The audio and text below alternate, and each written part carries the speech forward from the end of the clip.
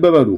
ውሸት በሚያምር ዜማ በሚያምር ድምጻቸው በጣም የሚያምር ጳጳስ ናቸው ብፁዕ አቡነ ናትናኤል። ይላችሁ ዜማው የቅዱስ ያሬድ ዜማ ነው። ዜማው የሚያምር ነው፣ ድምጻቸው የሚያምር ነው። የሚዜማው ግን ውሸት ነው፣ መርዝ ነው፣ ስተት ነው፣ ድብን ያለ ስተት ነው። ማንም አያስተባብልም። አንድ ቄስ ቀርቦ ይህንን ኤርሚያስ ተሳስተሃል ብሎ የሚል የለም። እኔ ካለ አገልግሎት አቆማለሁ። ዛሬ ቲክቶኩን ዘግቼ ሙሉ በሙሉ እወጣለሁ። ካላችሁ ኑ፣ ካህናት፣ ዲያቆናት መርጌታንም ብላችሁ የምትሉ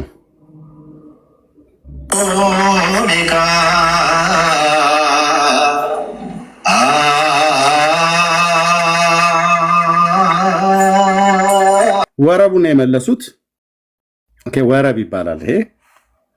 እሳቸው መለሱት። አስኬማ የደፉት ብፁዕ አቡነ ናትናኤል እሳቸው ወረቡን መለሱት። በማህሌቱ ላይ ቆመው ምንድን ያሉት? አንተኑ ሚካኤል መና ዘአውረድከ ወአንተኑ ለእስራኤል መና ዘአውረድከ። ሚካኤል ሆይ አንተን ለእስራኤል ልጆች መናን ያወረድክላቸው ነው። አሁን ይህንን ከየት ነው ያገኙት ማለት ነው? ስለ እስራኤል ታሪክ በሚናገር ታሪክ ውስጥ ነው የተገኘው ማለት ነው። ስለ እስራኤል ታሪክ መናን ስለ መብላት የቱ ጋር ነው የተጻፈው? ታምረ ማርያም ላይ አይደለም፣ ወይ ደግሞ ድርሳነ ማርያም ላይ አይደለም፣ ወይ ድርሳነ ሚካኤል ላይ ማነው፣ ሌሎች ድርሳናትና ታምራት ላይ አይደለም። በመጀመሪያ ታሪኩ ይሄ ታሪክ ተጽፎ የሚገኘው ታናክ ላይ ነው።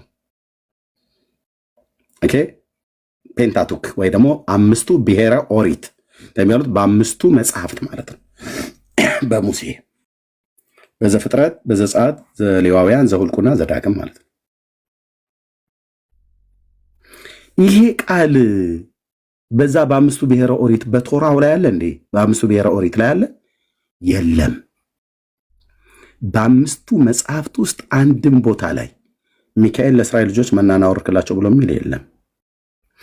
ከዛ አለፍ ብለን ምናልባት ኢያሱ ጽፎት ይሆን ብለን ኢያሱ መጽሐፍ ላይ 24 ምዕራፍ አለው ሄደን ስናይ የለም። መሳፍንት ሩት ላይ የለም።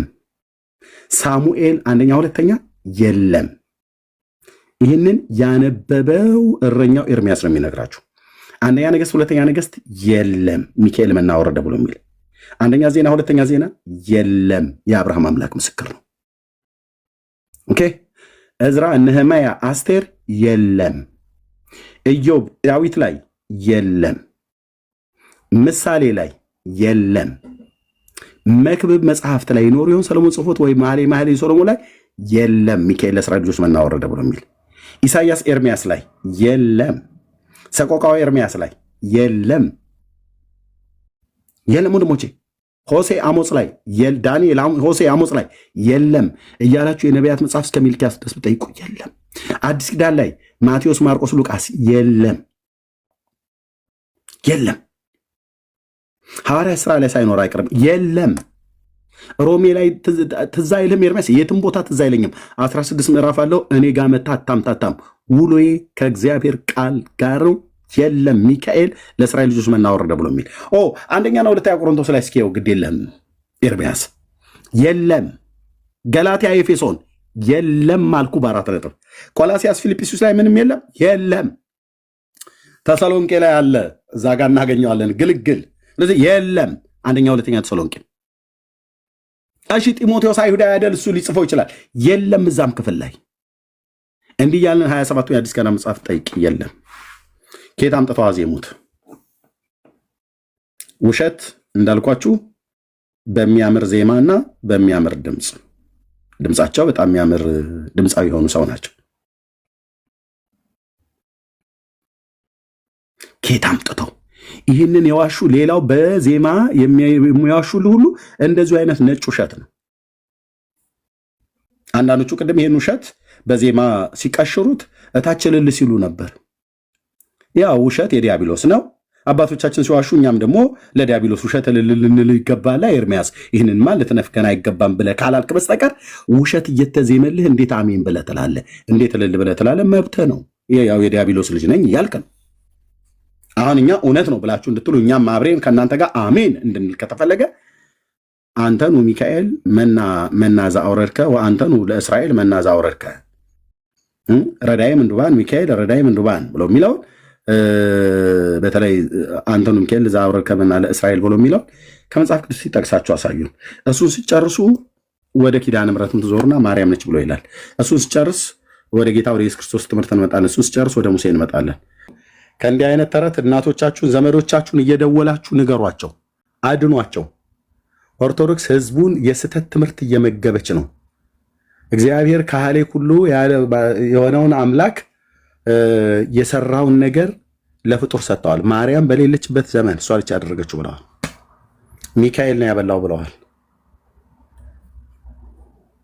ሚካኤል መናም አብልቶ አያውቅም፣ ሊያበላም አይችልም። ራዘር የአባቶቻችን አምላክ ነው ህዝቡን በምድረ በዳ መና የመገባቸው። እነ ነህምያ እነ ዳዊት የብሉይ ኪዳን ነቢያት በሙሉ የጻፉት እግዚአብሔር ነው ብሎ የሚለው ለጥማታቸው ከጭንጫ አለት ላይ ውሃን ያፈለቀ የመላእክትን እንጀራ የመገባቸው እግዚአብሔር ነው ይላል። ኦርቶዶክስ ደግሞ የለም በፍጹም ኪዳነ ምሕረት ናት፣ ማርያም ነች። የማራን ውሃ በመሪባ ውሃ በዛ በቃዴስ በርኔ ማለት ነው። በመሪባ ውሃ በቃዴስ በርኔ በህዝብ በእስራኤል ፊት አልቀደሳችሁኝምና አንተና ወንድም አሮን ይህንን ህዝብ ይዛችሁ ወደ ከነአን ምድር አትገቡም፣ ይህን ዮርዳኖስን አትሻገሩም ብሎ አለው። እኔ መጋቤ ብሉይ ነኝ ብሎ የሚል ሁሉ የሚንተፋተፍ መጥቶ ቢያወራ ጥሩ ነበር፣ ግን አይመጡ። ይሄ እንደዚህ ብላችሁ የምትሉት ውሸት በመጽሐፍ ቅዱስ ውስጥ ተጽፎ አልተገኘም። ለምን ህዝቡ ላይ ይዋሻል? የሚካኤል አልበቃ ብሎ ሲል ድርሳነ ሚካኤል ላይ ማነው ድርሳነ ኪዳነ ምሕረት ላይ ማርያም ነች የመገበቻችሁ ብሎ ይላል። በዚህ ማርያም የጌታችን እናት ትከብራለች? በውሸት አትከብርም። ቅዱስ ሚካኤል መልአኩ ይከብራል? አይከብርም። ህዝቡ እስከዚህ ይማራል? አይማርም። ከማረው ምንድነው? ውሸት። ውሸት የማን ነው? የዲያብሎስ። ስለዚህ በህዳር 12 ቀን ዲያብሎስን ነው ስታነግሱ ያዋላችሁት ማለት ነው፣ በውሸት እንጂ ሚካኤልን አይደለም ታነግሱት። በዓለ ሲመቱ የዛን ቀን ነው ይላል። ዙፋን ላይ የተቀመጠ ሚካኤል የቱ ጋር ነው ዙፋን ላይ ይቀመጣል ብሎ የሚል መላእክት ዙፋን አላቸው ብሎ የሚል የቱ ጋር ነው የተጻፈው ያለው?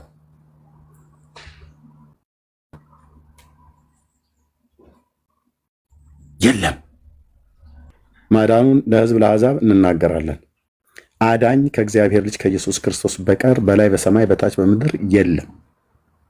የለም ወንድሞቼ፣ በበረሃ ሂዱ፣ በባህር ተሻገሩ፣ በአውሮፕላን ብረር፣ በመርከብ ሂድ፣ በእግርህ ኳትን፣ ተራራ ውጣ፣ ቋጥኝ ላይ ተንጠልጠል፣ ሃይማኖታዊ ስርዓት ፈጽም፣ መካ መዲና ሂድ፣ ኢየሩሳሌም ሰግዳለሁ ብለህ ሂድ፣ በኦርቶዶክስ ቤተክርስቲያን ገዳማትና አድባራት ትልልቅ የሚባል በመጫኛ ውጣ። የዘላለምን ህይወት በዛ መንገድ በዛ በኩል አታገኙትም። 4 ነጥብ። ምን ሆነሃል ኤርምያስ? ምንም አልሆንኩም። ዮሐንስ ሐዋርያው እንደተናገረው በመልእክቱ ላይ እግዚአብሔር የዘላለምን ህይወት እንደሰጠን ይህም ህይወት መካ መዲና በመሄድ ይገኛል አይልም። እግዚአብሔር የዘላለምን ህይወት እንደሰጠን ይህም ህይወት ኢየሩሳሌም ሄዶ በመስገድ ከዛና ከዮርዳኖስ ውሃና አፈር ቀርቶ ይዞ በመምጣት እሱም በጥብጦ በመጠጣት በመርጨት ይገኛል አይልም። እግዚአብሔር የዘላለምን ህይወት እንደሰጠን ይህም ህይወት እንደ ደብረ ዳሞ አይነቱ በተራራ ላይ ተንጠልጥሎ መውጣት፣ በድንጋይ ውስጥ መሹለክ፣ ሙሽራዋ ድንጋይ የሚባል ደብረ ኤልያስ ላይ ጎጃም ምድር ሄዶ እሷን ተሸክሞ መምጣት 22 ትውልድ ይማራል ብሎ የሚል አልሰጠንም።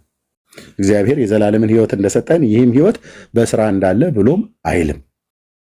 ታዲያ የሐዋርያው ምንድን ነው የሚናገረው? እግዚአብሔር የዘላለምን ህይወት እንደሰጠን ይህም ህይወት በልጁ እንዳለ ምስክሩ ይህ ነው። ልጁ ያለው ህይወት አለው፣ የእግዚአብሔር ልጅ የሌለው ህይወት የለውም። 4 ነጥብ። የዘላለም ህይወት እንዳላችሁ ታውቁ ዘንድ በእግዚአብሔር ልጅ ስም ለምታምኑ ይህንን ጽፌላችኋለሁ ብሎ ታላቁ ሐዋርያ ከትቦት የዛሬ 1900 ዓመት ሩጫውን ጨርሶ ወደ ጌታ በሰላም ሄዷል። መጽሐፉ እጃችን ላይ አለ። የመጽሐፉ ባለቤት ዮሐንስ ላይ ይሰራ የነበረ መንፈስ በእኔ ላይ አለ፣ በጴንጤ ወገኔ ላይ አለ። ከአንዱ መንፈስ ነው የጠጣ ነው። እግዚአብሔር መንፈስ ቅዱስ የቃሉ ባለቤት እነዛን ሐዋርያት ኢንስፓየር አድርጎ መጽሐፉን ያጻፋቸው የብሉይ ኪዳን ቅዱሳት ነቢያትን በመንፈስ ቅዱስ እየተመሩ ትንቢት የተናገሩ ያ መንፈስ የእግዚአብሔር ልጅ ኢየሱስ ክርስቶስን ስቀበል የተቀበልኩት የእግዚአብሔር መንፈስ የእግዚአብሔር ልጅ መሆኔን ለመንፈሴ መስክሮልኛል። በጌታ በኢየሱስ ክርስቶስ ጌትነት ታዛ ስር ላሉ፣ ጌትነቱ ጥላ ስር ላሉ ለእግዚአብሔር ልጆች ይሄን መንፈስ ተቀብለናል ከጌታ። ወይ ያስተምራል አልኩ ብራዘር፣ ወገኔ ስማኝ፣ በጣም ነው የሚያስተምረው። ትሁቱ የዋሁ ጌታ በጣም በጣም በጣም ነው የሚያስተምረው። ኢየሱስ ክርስቶስን ሊያልቀው፣ ኢየሱስ ክርስቶስን ሊያከብረው፣ እሱ ስሙ በሚጠራበት ጽድቅ ባለበት እሱን ሊያከብረውና ሊያነግሰው በዛ አለ። ብዙ መንፈስ ቅዱስ የማይገዛቸው ጉባኤዎች አሉ። የእግዚአብሔር ልጅ ኢየሱስ ክርስቶስን ሂሯቸው፣ አለቃቸው፣ ንጉሳቸው አድርገው ባልሾሙት ስለሱ የሱ ስም ብቻ በማይነግስበት በማይከብርበት የእግዚአብሔር መንፈስ በዛ ምን ሊያደርግ ይገኛል? አይገኝም። ኢየሱስ በሚጠራበት ኢየሱስ በሚሰበክበት ስለ ኢየሱስ በሚነገርበት ጉባኤ ነው እውነት ያለው። እውነትም በምሰማ ሰዓት እውነት አርነት ያወጣል። ኦኬ ወንድሞችና እህቶች አምልጡ ብለን ስንል ቀላል አይደለም። እንደነኛ አይነት ትልቅ ውሸቶች ተጽፈው የእግዚአብሔርን ቃል የተገዳደሩ ለዘመናት የቆዩ በሱቲ የተጠቀለሉ በቆዳ የተጠረዙ መጽሐፍቶች ስናነባቸው ስንደግማቸው ነበር። በዛ ነገሩ እውነት መስሎኝ እኔም በነበርኩበት በሃይማኖት ስርዓት ዲያቆን ስለነበርኩ ህዳር 12 ብታገኘኝ ከበሮ ይዤ እንደ እንዝርት ስሾር ነው የምታየኝ። እጄ አብጦ ከበሮ ከመምታት የተነሳ በነጠላ ጠምጥሜ የገባሁባቸው ወራቶችና ዓመታትን አስታውሳለሁ። አንተኑ ሚካኤል ዘአውረድ ከምና ለእስራኤል እያለን ማለት ነው።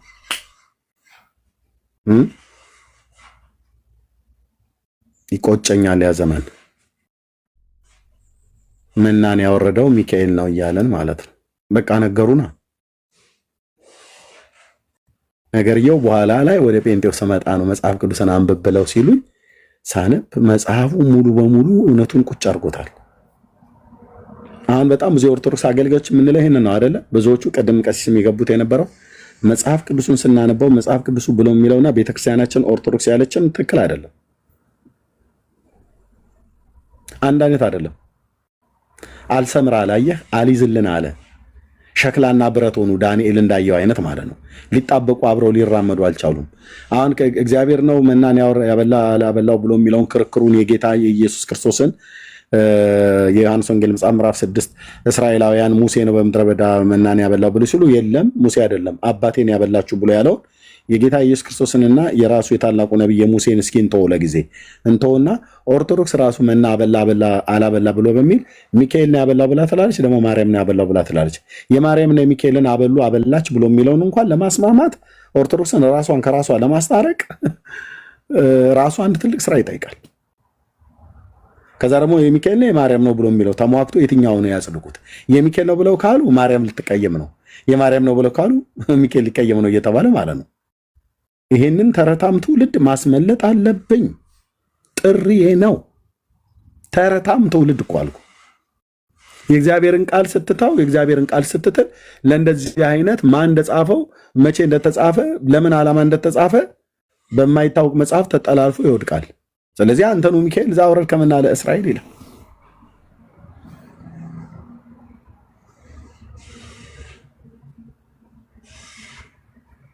ያሳዝናል።